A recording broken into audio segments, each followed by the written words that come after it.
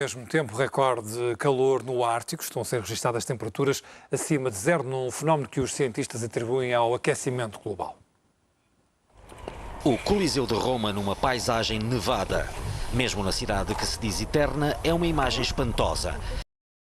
Esta quinta-feira, a capital italiana deve ficar-se pelos 5 graus. Berna, na Suíça, por exemplo, não passará dos 2 graus. Espantosamente, esta é a mesma temperatura que se faz sentir em muitos pontos do Ártico. Sim, em pleno inverno, mesmo sem luz do sol, a região ártica está mais quente do que alguma vez se registou nesta época do ano. Em média, está uns relativamente quentinhos, 8 graus abaixo de zero. De acordo com o Instituto Meteorológico dinamarquês, a estação do Cabo Morris Jesup, na Groenlândia, apenas a 700 km do Polo Norte, já leva este ano mais de 60 horas de temperaturas acima de zero. Nesta altura do ano, uma situação tão amena ali só tinha acontecido 2 vezes antes nas últimas 2 décadas, em 2011 e no ano passado, mas nunca durante tanto tempo. The massive air circulation over the Arctic region, called the polar vortex, has broken down. So there's been a warming high up in the atmosphere, which has actually warmed a lot of the Arctic near the surface. O Ártico está muito mais quente à superfície. A causa número 1 é a redução do gelo e a consequente subida do nível do mar. E tudo isso se deve ao aquecimento global do planeta. Mas há mais. Nestas circunstâncias, a corrente de jato polar enfraqueceu ou partiu-se, permitindo que mais ar frio se desloque para o sul, nomeadamente para a Europa. Sim, a vaga glacial no continente europeu vem de leste da Sibéria, mas os cientistas dizem que o Ártico e o seu inverno invulgarmente quente, paradoxalmente, também está a ajudar. Filipe Duarte Santos, professor de alterações climáticas e o comentador da TVI, Ricardo Monteiro, são agora convidados desta 21ª hora. Professor, começo por si. Temos de nos habituar cada vez mais a estes fenómenos extremos e a culpa é, inevitavelmente, das alterações climáticas? Sim, aquilo que está a passar no Ártico é algo que já é conhecido e tem a ver com o que se chama a amplificação polar, ou amplificação do Ártico. E tem a ver com o facto de que a norte do Círculo Polar Ártico, portanto, nessa parte, essa calote do hemisfério norte, a temperatura média dessa área aumenta mais que a temperatura média global. Portanto, enquanto que a temperatura média global de todo o planeta, da atmosfera, aumentou já 1 grau Celsius, desde a Revolução Industrial até agora, desde meados do século XVIII, nessa zona aumentou mais de 2 graus. E porquê é que isto acontece? Bom, acontece porque no passado o Ártico estava coberto de gelo oceânico e era como se fosse um espelho, porque a radiação solar incide e é refletida, não é? Nós, quando vamos para a neve, pomos os óculos escuros e tal.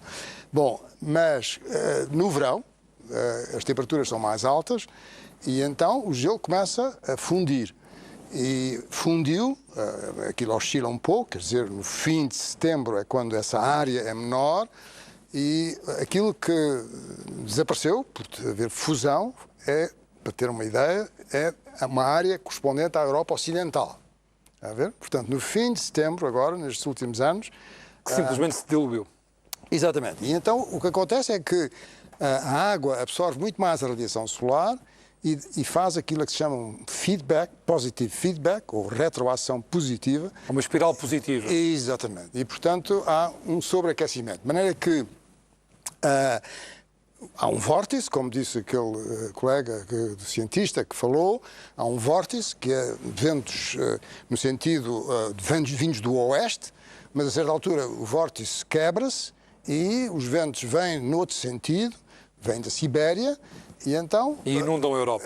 Inundam a Europa. No Polo há uma zona de ar relativamente quente, à superfície, e na Europa uma zona de ar muito frio e que tem influência não só na Sibéria e no norte da Europa, mas aqui nas nossas latitudes faz uma coisa que é boa, que é provocar a precipitação. Ricardo Monteiro, temos de nos habituar também, de facto, a estes fenómenos extremos e o que eu pergunto é que esta diluição das estações, a forma como estávamos habituados, tem também consequências do ponto de vista agrícola, do dia-a-dia das populações, própria subida das águas, do nível das águas do mar. Os países estão preparados para isso? Não, os países não estão preparados e continuam a ignorar olimpicamente a realidade que eles próprios produzem. Eu tenho aqui um gráfico que gostava que a Câmara pudesse focar agora, se conseguisse chegar aqui a este gráfico, em que está exemplificado o que é o crescimento das emissões de CO2 para a atmosfera.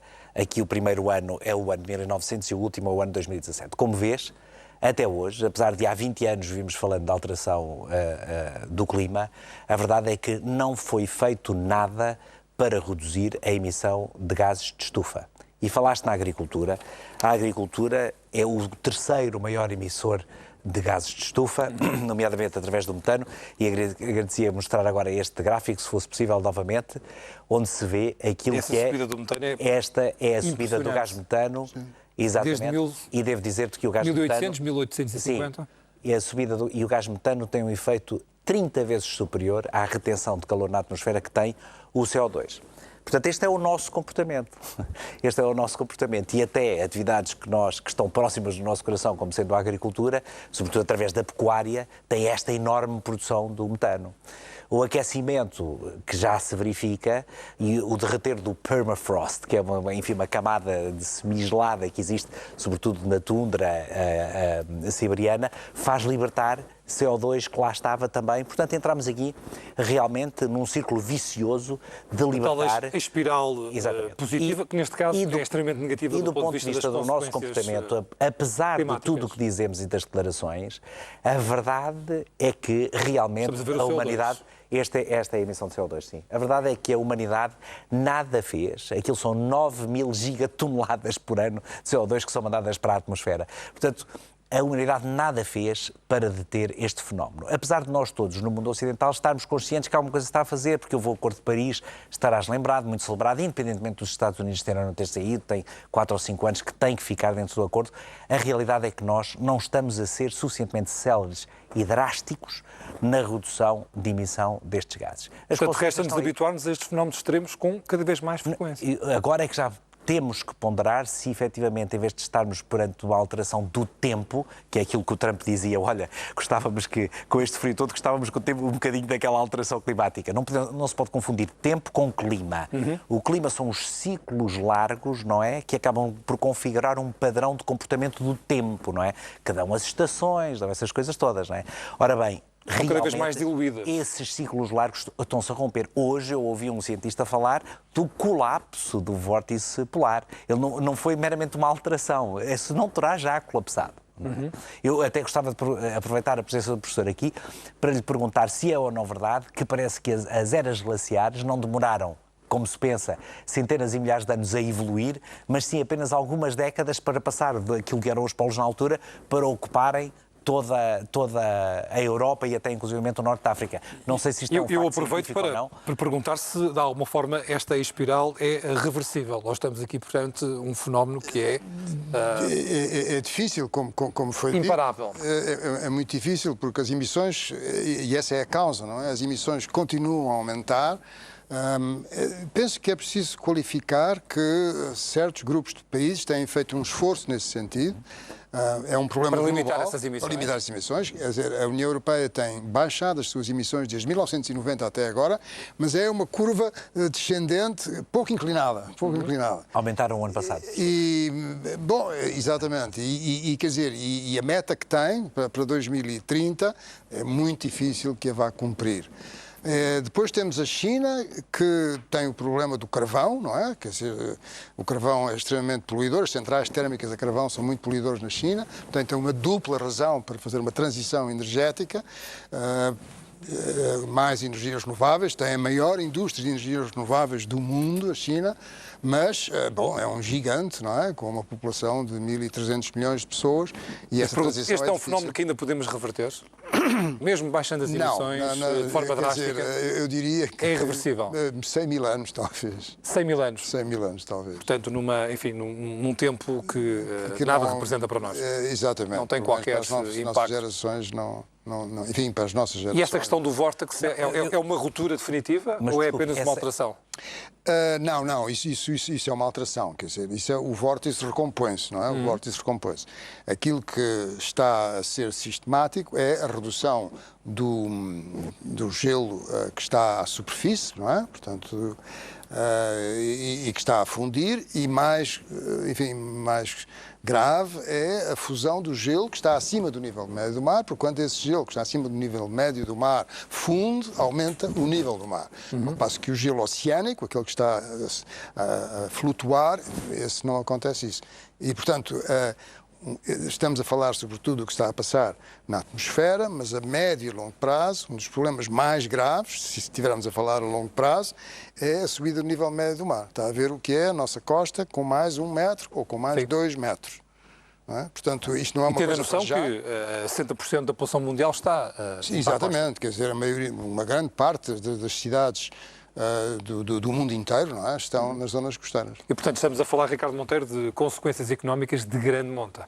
De enorme monta, quer dizer, não só uma perda real do território, não é? Como realmente muitas das instalações economicamente sensíveis estão na água. Por exemplo, as grandes bases navais norte-americanas estão na água e, como podes imaginar, um cais está a 2, 3 metros acima do nível da água, mesmo que esteja assim, que se houver uma alteração de 2 metros, sei lá, o porta-aviões já não estará a nível, portanto, só aqui tens uma implicação imediata e depois tens realmente cidades que têm a sua atividade económica a poucos metros acima da nível do mar. Só precisas de pensar o que é a zona de Lisboa, o que seria a Baixa de Lisboa com mais 1 metro de água. Pronto, basta pensar nisto e aquilo que vês hoje frequentemente em Veneza passará a ser o cenário da Baixa Lisboa. Ou, por exemplo, no Orleans, abaixo do nível do mar. Quando falou em 100 mil anos de alteração, está a falar que a partir de agora, apesar de tudo, demorará 100 mil anos até o clima alterar ou até ele voltar a ser o que era? Até estabilizar. Até estabilizar. Porque mas, portanto, vai agravar-se. Vai-se agravar. Quer dizer, conhecem-se reservas de combustíveis fósseis que, se fossem todas emitidas, enfim, espero que não sejam, mas se fossem todas emitidas, representariam um aumento não de 2 graus, que é o que diz o Acordo de Paris, mas cerca de 10 graus, está a ver? Portanto, enfim... 5 vezes mais, 10 graus. 10 graus, se todas fossem emitidas. E isso não deve acontecer. Portanto, em que temperatura é que ficamos, não sei, mas a certa altura vai estabilizar. Quanto mais lento for a diminuição das emissões, mais lenta será a estabilização.